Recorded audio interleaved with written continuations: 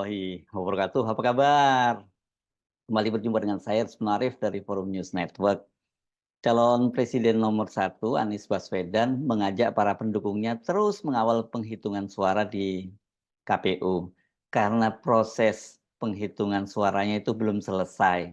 Secara resmi belum ada loh pemenang pada Pilpres 2024 itu, karena itu tidak boleh ada satu pihak pun yang sudah mengklaim kemenangan.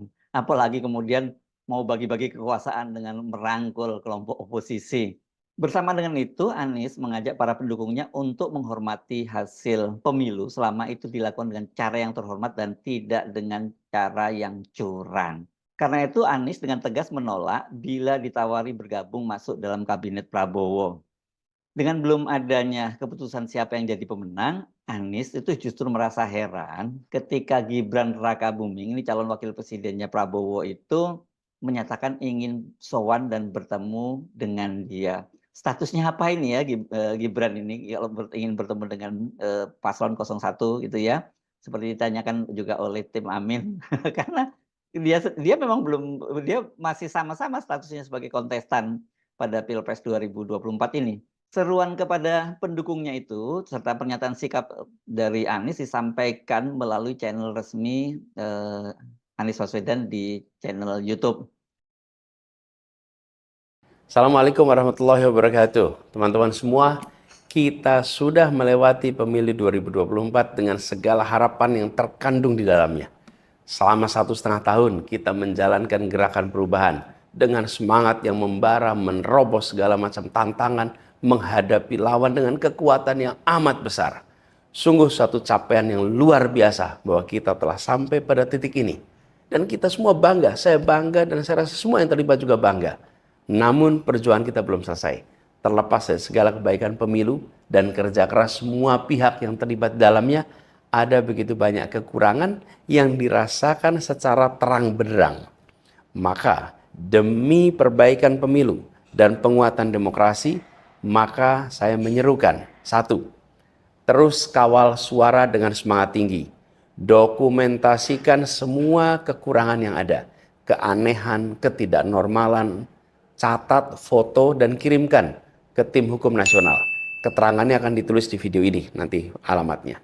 Yang kedua, tetap menghormati proses pemilu dan menghargai kerja-kerja demokrasi yang telah dan sedang bekerja. Tentu menghormati proses pemilu artinya memastikan setiap suara rakyat tersampaikan dan terhitung dengan akurat. Dan yang ketiga, tetap jaga semangat tinggi, jaga optimisme bahwa gerakan perubahan masih dan akan terus berjalan.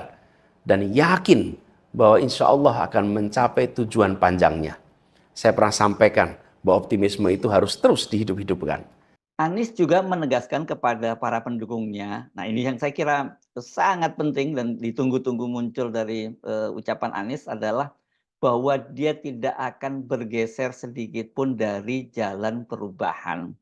Mari kita jaga, mari kita terus merawat nurani untuk percaya bahwa kemajuan Indonesia harus terus kita upayakan, bahkan ketika pintu perubahan itu seakan terlihat sempit. Dalam kesempitan kita harus lihat sebagai kesempatan. Dan saya akan mengulangi kembali apa yang saya sampaikan kemarin. Saya akan tetap dan saya akan terus membersamai gerakan perubahan. Terima kasih. Assalamualaikum warahmatullahi wabarakatuh. Kendati tidak menyebut langsung nama Prabowo, namun pernyataan Anies tersebut jelas itu merupakan respon terhadap pernyataan Prabowo sebelumnya. Kan tidak lama setelah quick count mengumumkan bahwa Prabowo Gibran menang secara quick count itu kan pada malam harinya Prabowo langsung membuat seremoni di Istora Senayan yang dihadiri ribuan pendukungnya dan menyatakan dia mengklaim kemenangan itu, dan kemudian dia berjanji akan merangkul semua golongan dan kekuatan. Dengan menyampaikan pidatonya tersebut, tampaknya Prabowo ingin meneruskan cara Jokowi itu dalam mengelola negara itu dengan menihilkan oposisi. Jadi mengumpulkan semua kekuatan politik di Senayan untuk berada di kubu pemerintah, dan kalau toh ada kubu oposisi ya disisakan hanya 1-2 partai gitu, tapi juga itu tidak ada pengaruhnya seperti pada periode Jokowi saat ini, di mana kubu oposisi itu hanya terdiri dari PKS dan Demokrat gitu ya. Tapi ya nggak ada artinya itu. Apalagi sekarang Demokrat sudah bergabung dalam kubu pemerintah gitu ya. Saya menduga dalam beberapa waktu ke depan ini kan ada semacam reshuffle gitu dan Demokrat udah langsung ditarik lah. Ya lumayan kan, masih dapat kurang sisa 1 tahun dan kemudian melanjutkan lagi nanti di tahun kedua itu seandainya kemudian Prabowo dan Gibran disahkan gitu ya. Akuisisi politik melemahkan oposisi dengan cara memberi kursi kabinet tersebut kan itu memang dilakukan Jokowi dan itu diberikan kepada Prabowo ya. Prabowo itu ditarik menjadi Menteri Pertahanan dan kemudian kepada Sandiaga Uno itu Menparekraf, dia jabatannya seperti itu. Dan pada Pilpres 2019 kan Prabowo itu kan berpasangan dengan Sandiaga Uno menjadi lawan politik dari bukan lawan politik, maksud saya menjadi kompetitor pada Pilpres 2019, kompetitor dari Jokowi Ma'ruf. Kalau menggunakan bahasa anak sekarang, ngapain capek-capek Pilpres kalau nantinya lawan politiknya itu atau kandidat pesaingnya itu juga dirangkul di kabinet? Kenapa nggak bagi-bagi aja sejak awal supaya nggak menghabiskan anggaran negara, nggak bikin situasi panas di kalangan masyarakat dan sebagainya begitu ya. Pola serupa ini tampaknya kan juga akan dilakukan oleh Prabowo ya. Ini benar-benar dia konsisten menjadi murid politik dari Jokowi ya. Sekjen Partai Gerindra Ahmad Muzani menyatakan dengan tegas dalam waktu dekat ini Prabowo akan mencoba menemui Megawati dan dia minta agar PDIP itu tidak berada di kubu oposisi. Walaupun Hasto menyatakan siap untuk berada di kubu oposisi. Pak Prabowo dan Mas Gibran kan punya keinginan untuk merangkul semua kekuatan untuk membangun Indonesia. Makanya kami akan lakukan itu, kata Muzani di Jakarta hari Jumat kemarin, tanggal 16 Februari 2024. Merespon keinginan Prabowo untuk merangkul semua kekuatan itu, ketika ditanya oleh wartawan, Anies mengingatkan bahwa perhitungan suara belum selesai. Dia minta agar semuanya diselesaikan dulu satu persatu, baru setelah itu Prabowo berhak untuk bicara akan merangkul semua pihak. Respon yang sama juga ketika ditanya oleh wartawan berkaitan dengan rencana Gibran untuk sowan kepadanya itu, Anies menjawabnya secara pendek, nanti saja setelah semuanya beres. Secara pribadi ingin segera sowan ke paslon nomor 1, paslon nomor 3, karena sekali lagi Bapak Ibu, kita semua bersaudara, kata Gibran di Istora Senayan. Sikap Anies ini sangat tepat, sebab sampai sekarang kan penghitungan suara itu belum selesai. Sementara baik kubu paslon 01 maupun 03 serta masyarakat sipil itu, netizen juga itu menemukan banyak sekali kecurangan. Salah satunya yang saat ini banyak sekali dipersoalkan adalah kekacauan di Sirekap ya. Itu angka-angka dari paslon 02 Prabowo Gibran itu digelembungkan demikian besar, bahkan sampai ada yang 500.000, padahal kan jumlah suara di TPS itu hanya 300 suara gitu ya, plus cadangannya 2% gitu.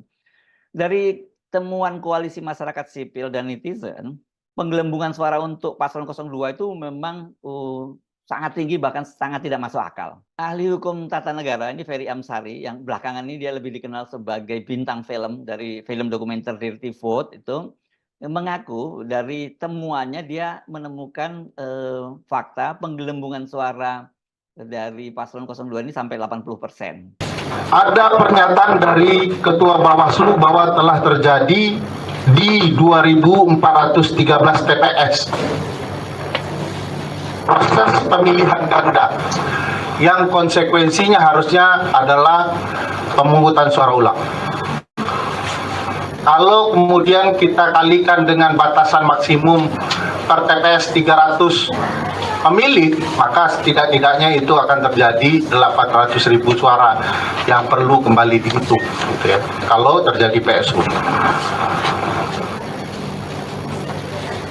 Yang menarik dari apa yang disampaikan Bang Hadar, kami juga melakukan, tetapi ujungnya coba memetakan. Data kami lebih kecil dari Bang Hadar, kami mencoba acak ya, melihat data Sirekap di berbagai provinsi, kami hanya mampu 12 provinsi. Begitu ditemukan data yang janggal di salah satu kabupaten kota, maka kami data atau merahkan dalam peta wilayah itu sebagai provinsi yang punya masalah Sirekap. Hasilnya ini masih kurang ya, peta ini karena barusan masuk Bali dan Sulawesi. Nah, ini di 11 provinsi yaitu Bengkulu, Jambi, Jawa Barat, Jawa Timur, Kalimantan, Lampung, Maluku, Nusa Tenggara Barat, Sulawesi Selatan, Sulawesi Utara, dan Sumatera Utara. Terjadi kesalahan input di dalam sirekap mereka.